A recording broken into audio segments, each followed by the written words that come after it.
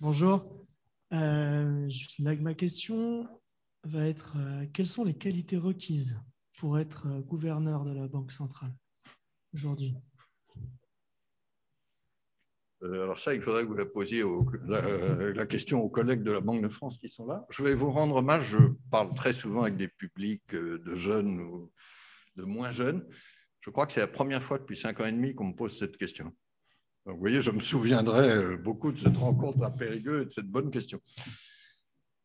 Bon, donc il faut que je réfléchisse à une bonne réponse à votre bonne question. Bon, d'abord, je vais dire très simplement qu'on peut être gouverneur de la Banque de France, on n'a pas toutes les qualités. Hein. Et ça, c'est peut-être une leçon, si vous voulez, dans la vie.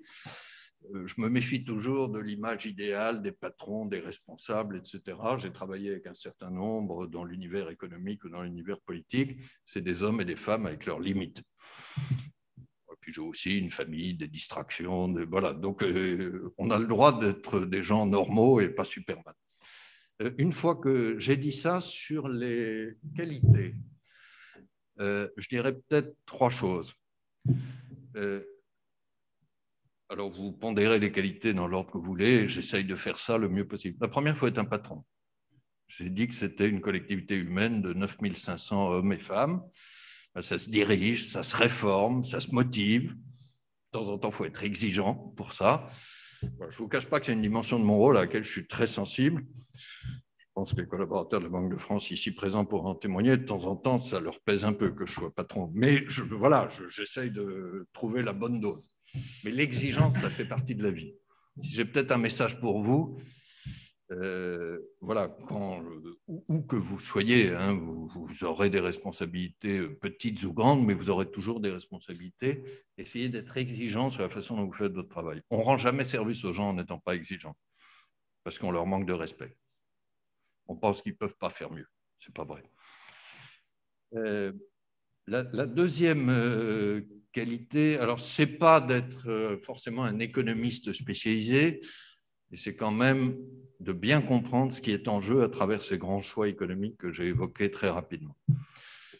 Il se trouve que je n'ai pas fait d'études d'économie. Il y a des gens beaucoup plus qualifiés que moi à la Banque de France, des économistes qui ont fait des doctorats, des spécialistes de marché. Il faut pouvoir leur parler, il faut pouvoir les challenger. Et de temps en temps dire, vous me dites ça, ou vous me présentez tel choix, est-ce qu'il n'y a pas telle ou telle question supplémentaire, ou bien dans le choix que vous me présentez, c'est celui-là que je sens le mieux.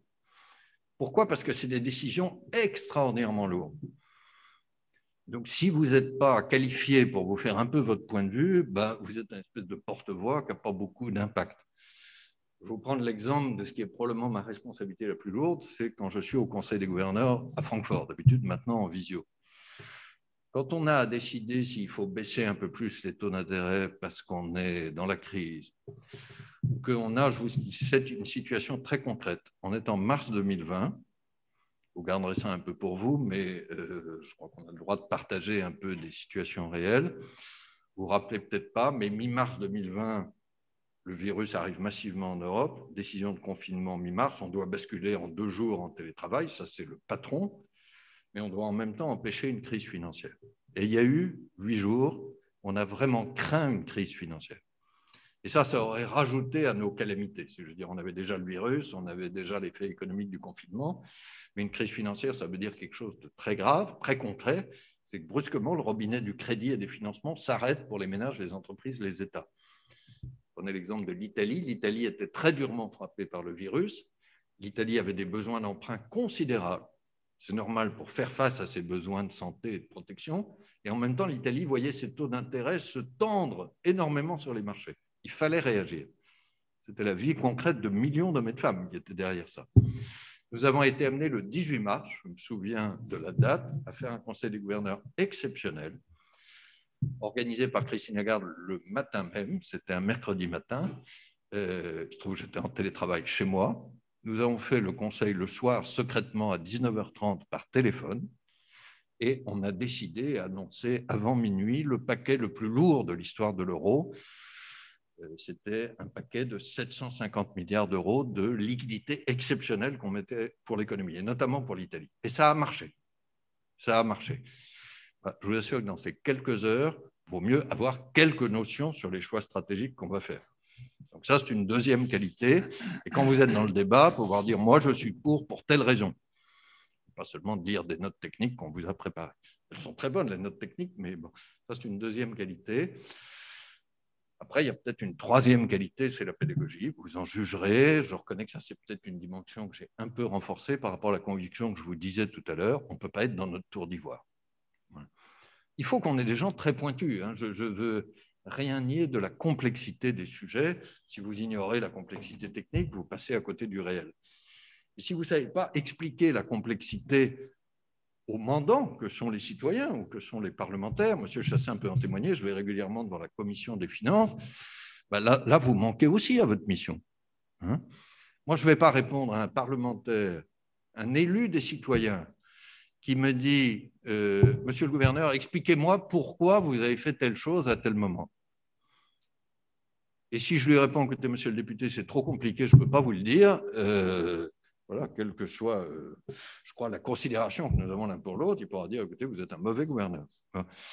Alors, ça vous paraît évident, mais cette qualité de pédagogie, c'est quelque chose qu'on développe beaucoup, c'est une attente sociale qui est beaucoup plus forte qu'avant. On se méfie des experts, il y a une certaine défiance ambiante.